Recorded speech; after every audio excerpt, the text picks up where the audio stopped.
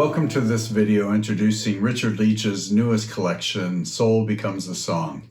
I'm David Scott, president and founder of Selah Publishing Company and Richard's publisher for over 25 years.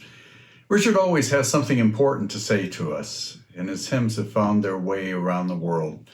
I'm delighted you had the chance to experience some of his new texts and a few older texts in this collection with tunes that cover a wide variety of styles, and I'm sure you'll find many of these useful in your churches. We'd rather be with you in person, but this will at least give you a taste of what's in this new book. Greetings from Stamford, Connecticut. I'm here to introduce a new collection of my hymns from Selah Publishing Company. The title of the collection is Soul Becomes a Song, with the subtitle New and Selected Hymns. When I began the project last year, I called it Every Breath is Heaven's Gift. That was the working title, and that is the name of this sectional in the Hymn Society's summer conference program. But the final title is Soul Becomes a Song. The music is by 9 different composers, Hymn Society members and friends of long standing.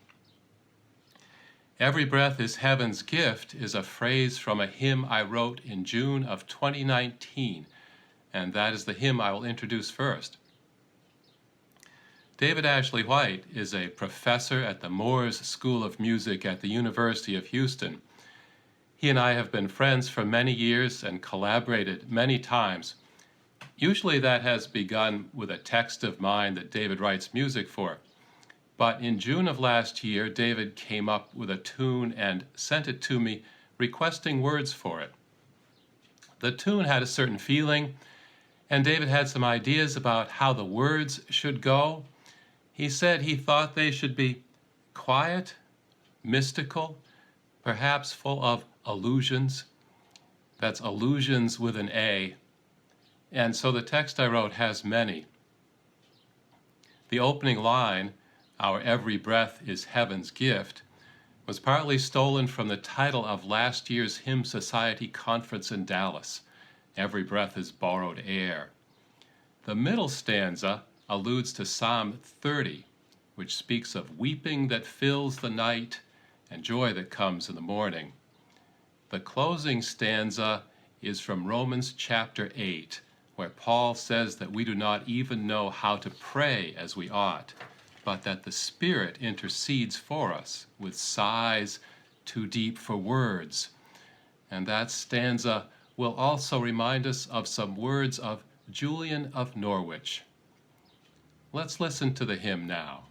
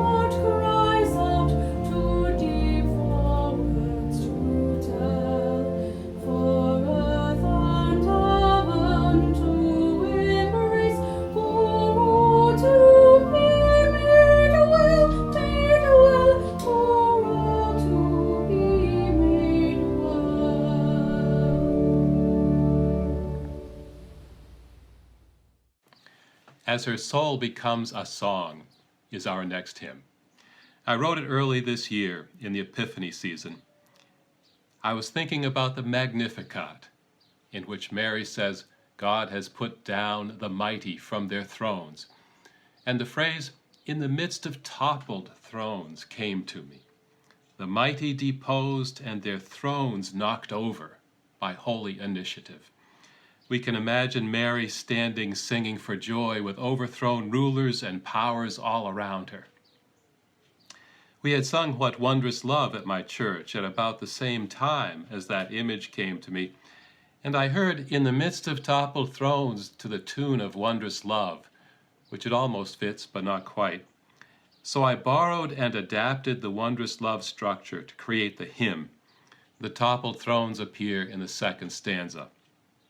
And Mary's opening line, my soul magnifies the Lord, became, as her soul becomes a song, to begin the hymn.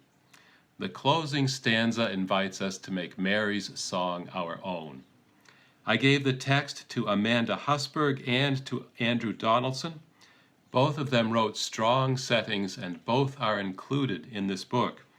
We'll hear Andrew and Wendy Donaldson perform Andrew's music now, and we'll hear Amanda's later on.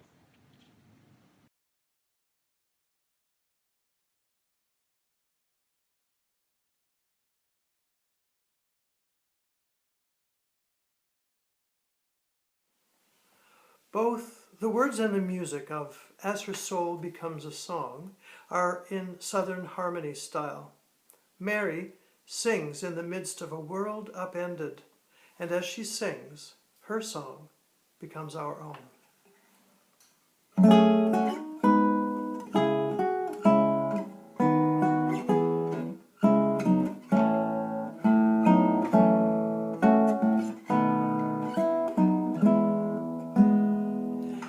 As her soul becomes a song, Mary sings, Mary sings. as her soul becomes a song, Mary sings. to praise the Holy One for blessing that has come. As her soul becomes a song, Mary sings.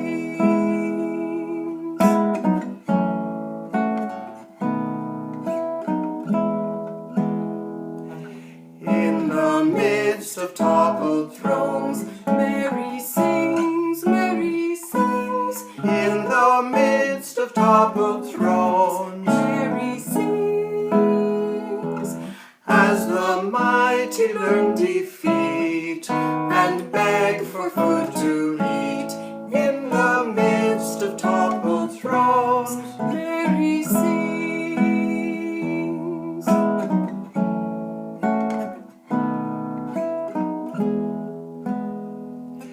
as her song becomes our own, let us sing, let us sing, as her song becomes our own, let us sing. From Mary's lifted voice, learn freedom to rejoice, as her song becomes our own, let us sing.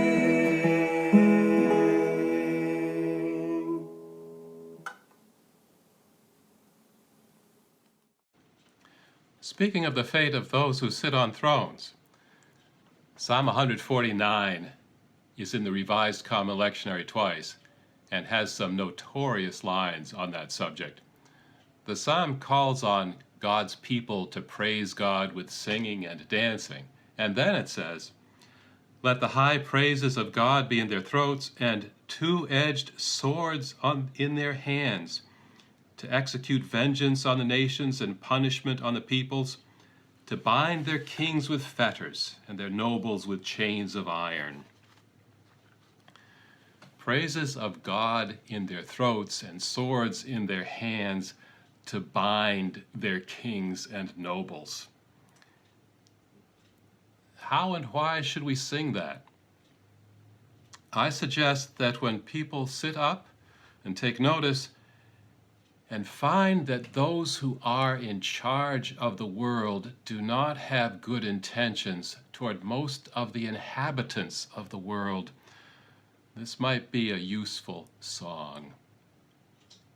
It is not a psalm to sing when we find that we ourselves are in the position of kings and nobles, keeping others down, which sometimes we are. To my mind, it is a psalm to be sung from way down low, not from way up high. With all that in mind, I wrote a paraphrase of Psalm 149. My first thought was that if we were singing of putting powerful people in chains, we might wish to begin by singing softly, so that we did not upset the powerful ones too much, at least not at first. But the song will not stay soft. The call of Psalm 149 to dance became the hymn's refrain.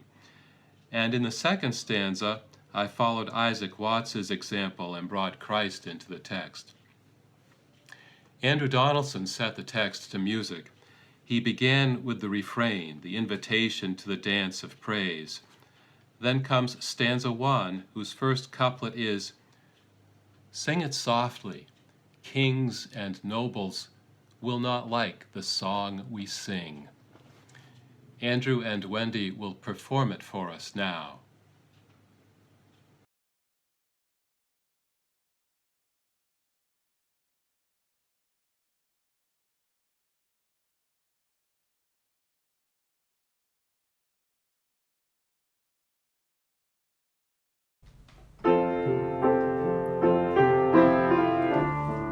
The dance of praise grows wider,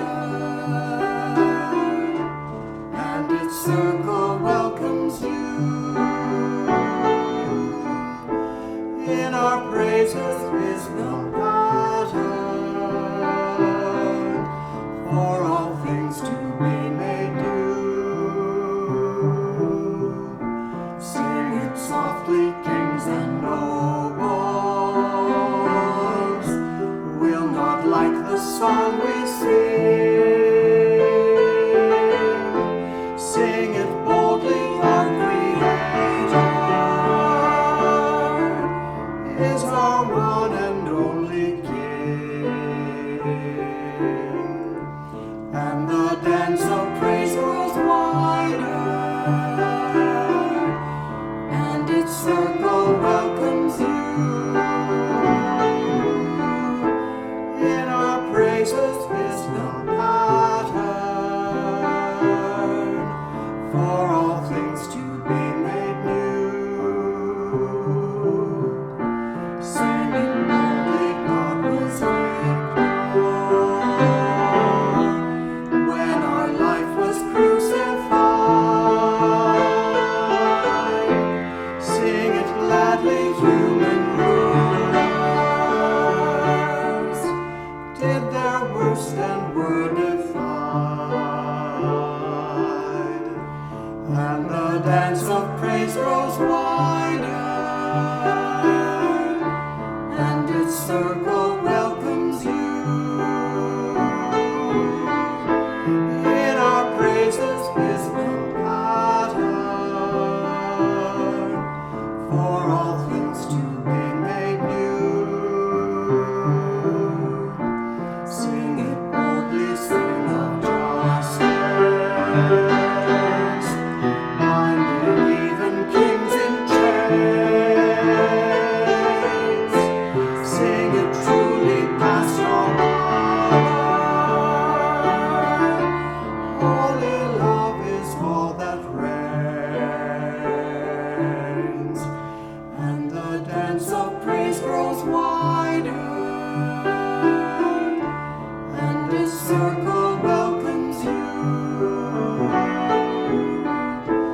In our praises is the pattern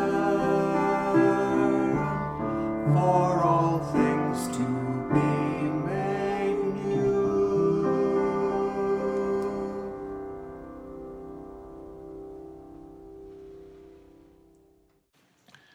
There are many psalm versions in this new book, some of them newly written and some older. Psalms are immediately appealing, yet they also have a depth that one can go to time and time again. A psalm is cold water when you are thirsty, and it is also a deep well from which more may be drawn.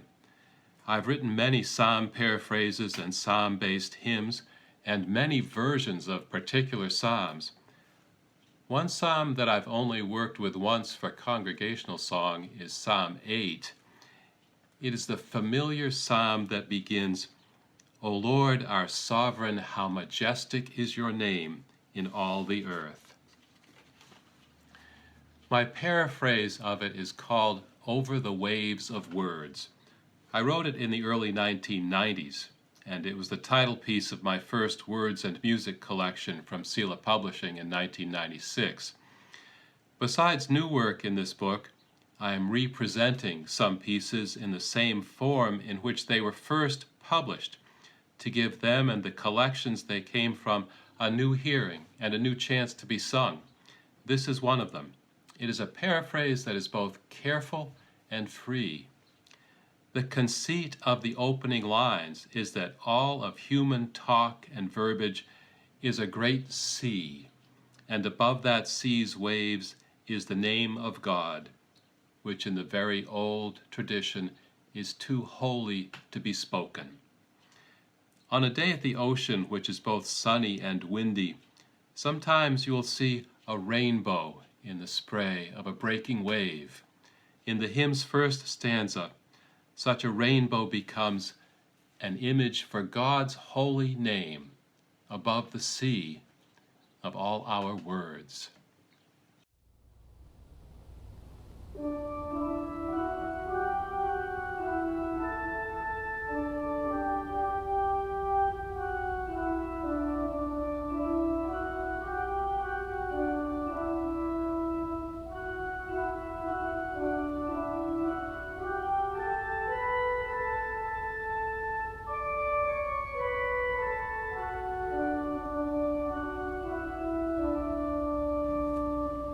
Over the waves of words, rising and rushing, crashing and foaming like rough seas at play. Your name, O Lord our God, holy and spoken, looks like a rainbow that shines in the spring. God, from the praises of children and babies, you raise a shelter to still every foe, welcoming us into life-giving quiet. Gathered before you, we sing what we know. Sun, moon, and stars give you praise with their silence. Angels adore you with bright skies of sound. Yet you esteem us much other and over the bird beast and fish we are crowned. Lifted up high that your praise may resound. Alleluia, alleluia.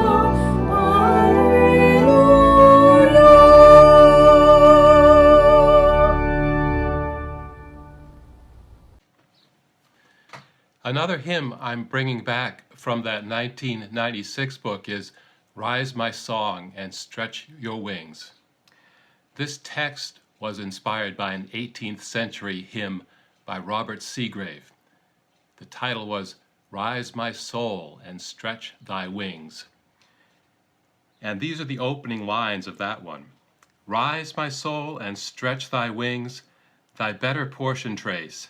Rise from transitory things toward heaven, thy destined place.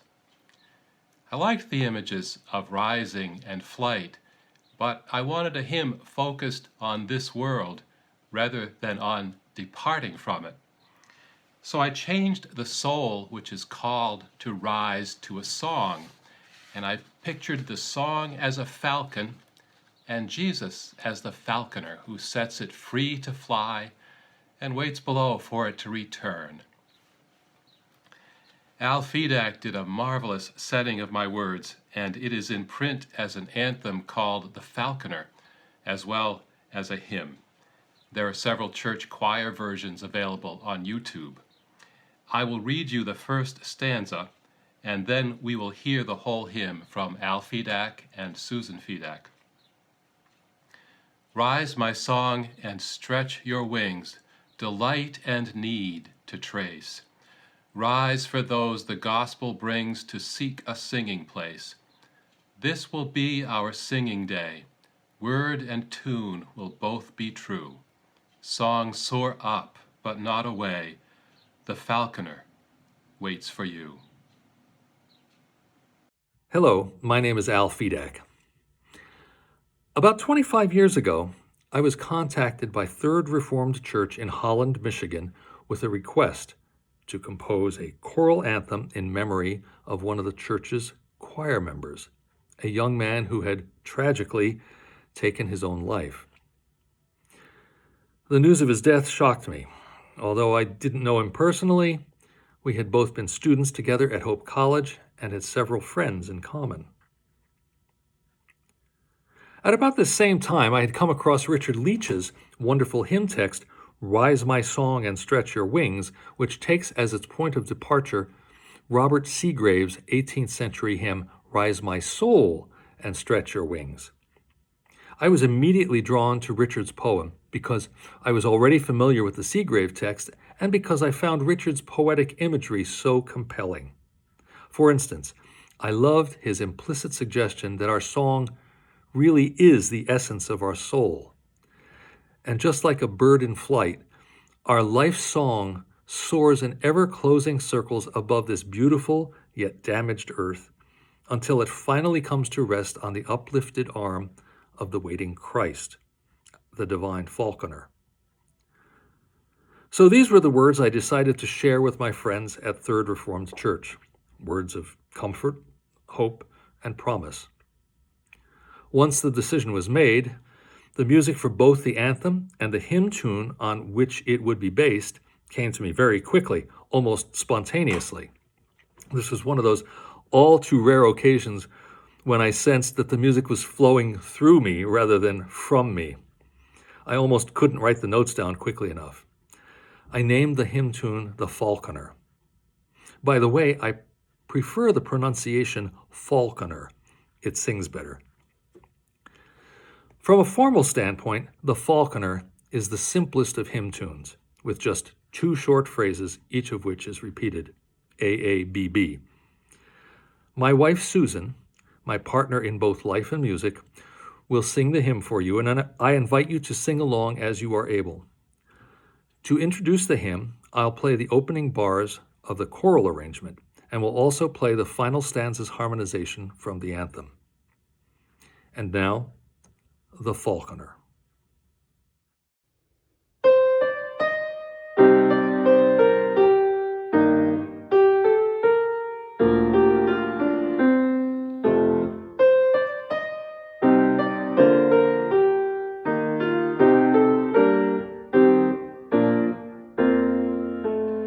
Rise, my song, and stretch your wings, delight and need to trace. Rise for those the gospel brings, to seek a singing place. This will be a singing day, word and tune will both be true.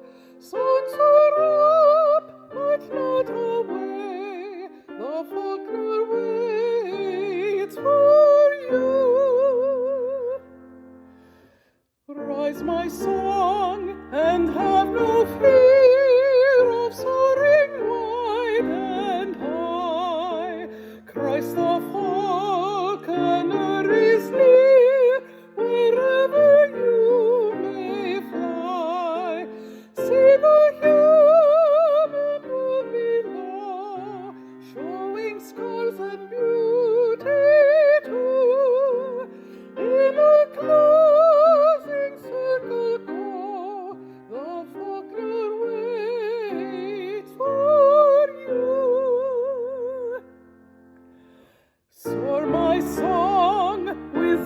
bright fan delightedly to trace. Come to Christ's uplifted hand and find a resting place. One day soaring song will see, everything made whole and new. Day of gladness come to be, the Falconer waits for you.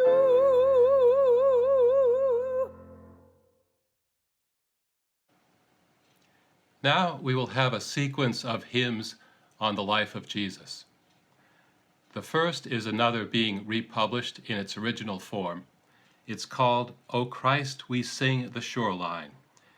It is a hymn on Jesus' call of his first disciples, and it was written as a commission to David Ashley White and me for St. Andrew by the Sea, a community church in Gulf Shores, Alabama.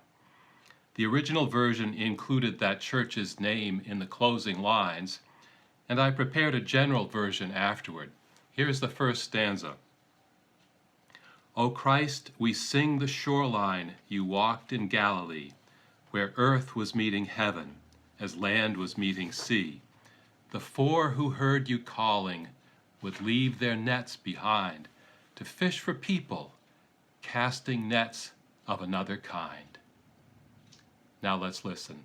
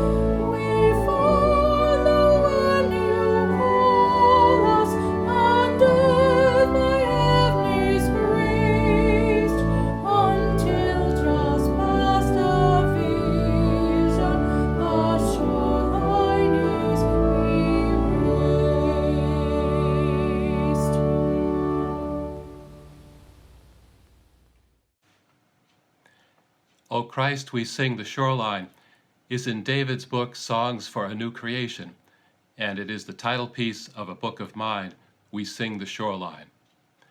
This new book, Soul Becomes a Song, will have an index of previous publications. In the fall of 2019, Patrick Michaels invited me to Cambridge, Massachusetts, to lead a festival of hymns with my words and his music. It went very well. It was all recorded, and we will have 2 of the hymns from that festival now. These 2 have been in print before this with different music. The first is, "Oh, the Angels Did Bow Down." I wrote it when David Scott and I were editing a collection of hymns on the theme of angels. The collection was published by Selah as Hear the Angels Sing. My words are partly adapted from an African-American spiritual, and they appeared in that Selah collection with music by Amanda Husberg. In the first stanza, you'll hear that the angels at the cross of Jesus hang up their harps and refuse to sing in the same way the exiles in Babylon did in Psalm 137. The second stanza tells of angels meeting women at Jesus' empty tomb. The third stanza picks up Jesus' words about the coming of the Son of Man, when there are signs in the heavens and the angels gather the elect. The text begins with a refrain that then follows each stanza. The hymn can be sung in Holy Week, in Advent, on a day whose theme is angels, and at any time an apocalyptic mood is called for. Here it is with Pat's music, sung by soloist and congregation at the festival last fall.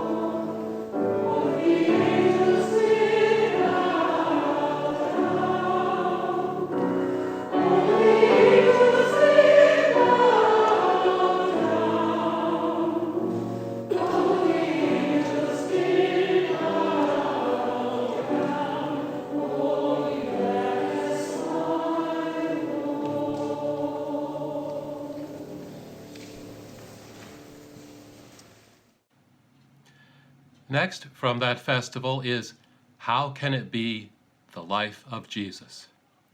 I wrote this in the 1990s, and the earlier setting was by Sally Ann Morris. The theme is the mustard seed parable, in which Jesus compares the kingdom of heaven to the tiny seed from which a great plant grows, a plant in which the birds of the air find shelter. Since the kingdom comes to us in Jesus, the hymn takes Jesus' own life, death, and resurrection to be that seed in a question and answer format.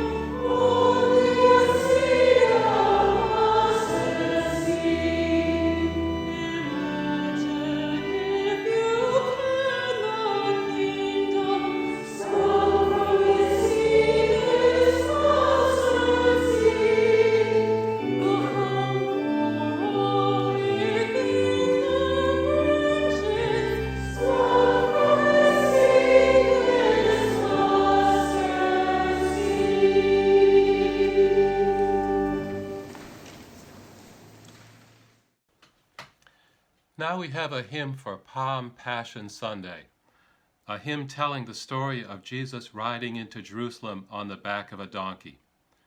Luke's account says, Jesus sent 2 of his disciples, saying to them, "Go to the village ahead of you, and as you enter it, you will find a colt tied there which no one has ever ridden. Untie it and bring it here. If anyone asks you, 'Why are you untying it?' say, 'The Lord needs it.'" Jesus rides the donkey colt, and people shout Hosanna and spread their cloaks on the ground in front of him. My text tells the story from the point of view of the donkey, in dialogue with Jesus. And here's how it goes. "I'm no more than a colt," says the donkey bearing Jesus. "Yet I have chosen you," says Jesus on its back. "A king upon a colt? says the donkey bearing Jesus. A king who comes in peace, says Jesus on its back. These coats are not for me, says the donkey bearing Jesus. Yet you may walk on them, says Jesus on its back. I'll always carry you, says the donkey bearing Jesus. I must go on alone, says Jesus on its back. And will you think of me, says the donkey bearing Jesus. I will remember you, says Jesus on its back.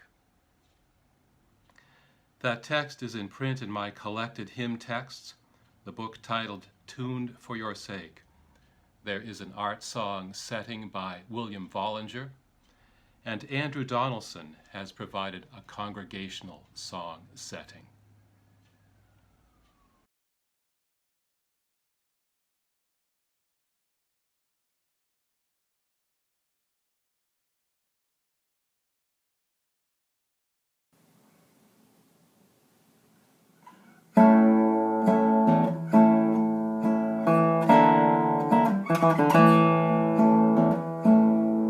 I'm no more than a colt, says the donkey bearing Jesus. Yet I have chosen you, says Jesus on its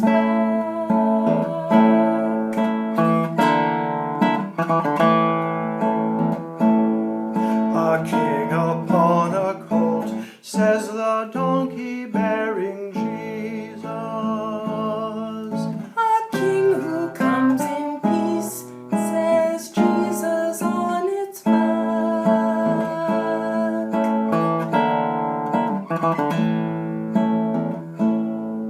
These coats are not for me, says the donkey bearing Jesus. Yet you may walk on them, says Jesus on its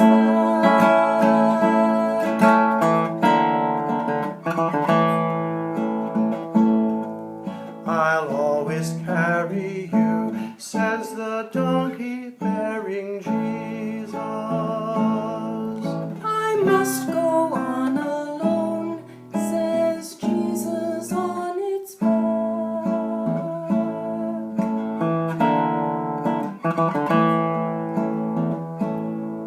And will you think of me, says the donkey bearing Jesus. I will remember you, says Jesus on its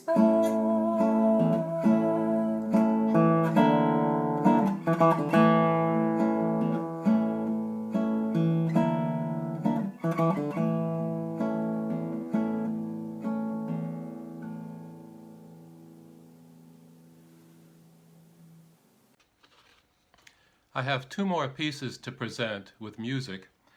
The collection includes 15 hymns that come directly from Psalms, including popular Psalms, less popular Psalms, and one Psalm that is not in the lectionary. I will read you the text of a hymn on Psalm 120, which focuses on the line, "Too long have I had my dwelling among those who hate peace."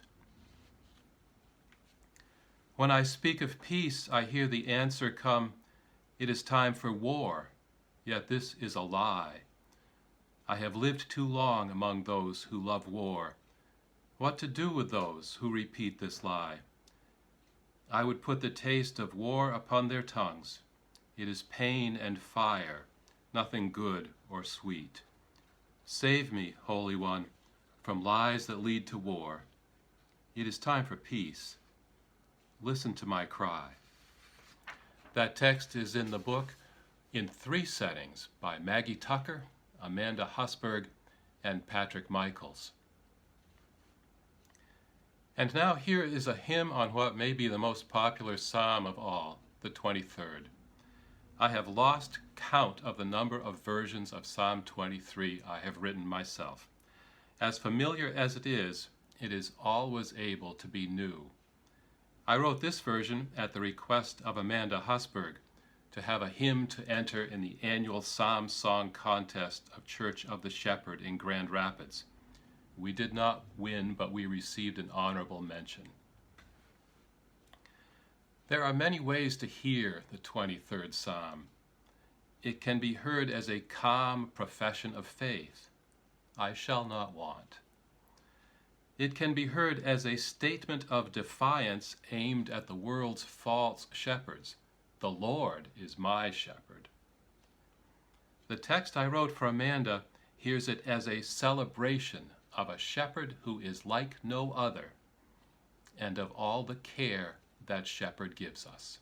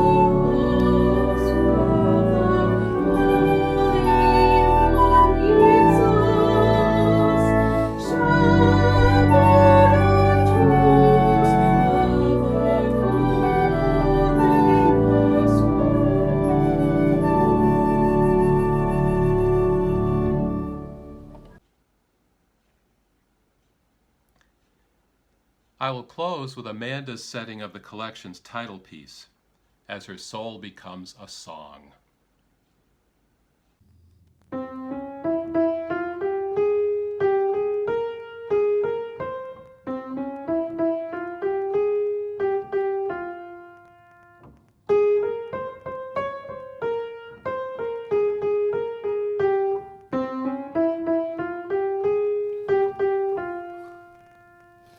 As our soul becomes a song, Mary sings, Mary sings. As our soul becomes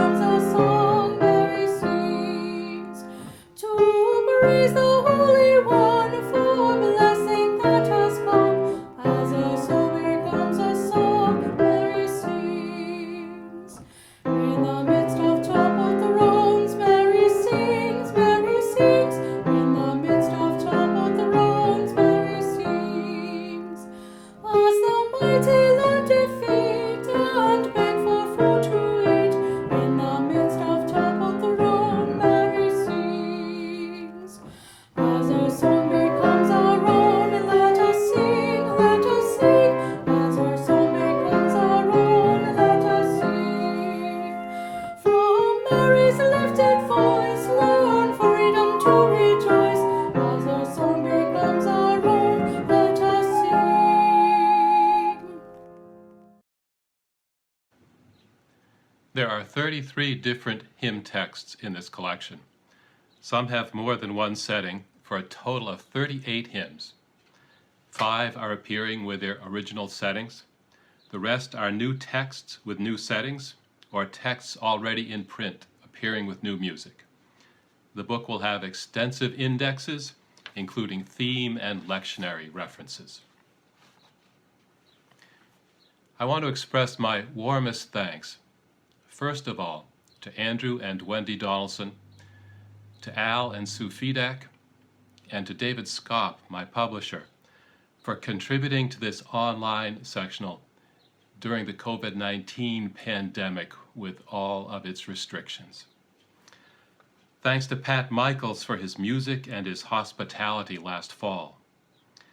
Thank you to all who composed music specifically for this collection: Andrew Donaldson, Amanda Husberg, Patrick Michaels, Maggie Tucker, and David Ashley White. Thanks to Tamara Marson Ryan, the soloist of Oh the Angels Did Bow Down, and to Maggie Kairos, the soloist of How Can It Be, The Life of Jesus. Thank you for watching. Stay safe.